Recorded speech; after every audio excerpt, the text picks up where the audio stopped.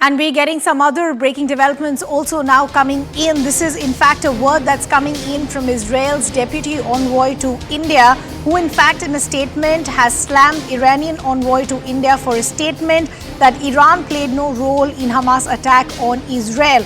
Now, what Israel's deputy envoy to India in fact has gone on to say that Iranian envoy is the representative of the regime that murders his own people and others. Let's play out some reactions coming in. I look at it as the rest of his words also. He also called us apartheid and criminals and murderers. I look at it as a pile of garbage. He is a representative of a regime that murders his own people en masse. He is not the one to criticize us, that's first, and he's not a valid source of anything. And if there's something that we've learned recently, and especially this last night, we need to look extensively at what we're seeing and hearing before we rush to conclusions. He is an ambassador of a state that since 1979 has vowed to destroy us, that has armed 3 terror organizations on our borders. When we say that their hand is in everything, their hand is in everything. From the planning, from the targeting, from the arming, every single portion. You can even see it in the upgrading of the missiles that they do to Hezbollah, trying to get them to be better armed and GPS maneuverable. They are doing everything around us to make sure that Israelis and Jews die. And it's a clear hand of Iran. It's not a mistaken hand.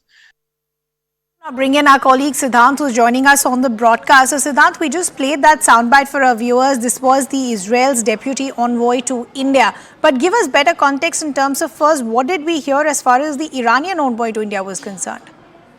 Well, Iranian envoy to India has not spoken or perhaps uttered a single word.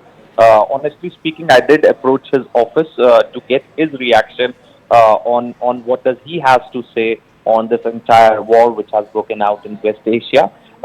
Point number 2, Iran is good friends with India. In fact, yesterday only NSA Ajit Doval was in Kazakhstan to meet Central Asian counterparts, and there he did mention about Chabahar port and invited other countries to invest in Chabahar port, which is in Iran. Irrespective of that, now the position that the deputy envoy of Israel is taking is perhaps, given what is happening in Israel and what is his government's position. His government position is very clear from day one. They have been implicating Iran. They have been focusing on Iran, and in fact, they say that Iran has a role from scratch in planning and executing this operation of Hamas.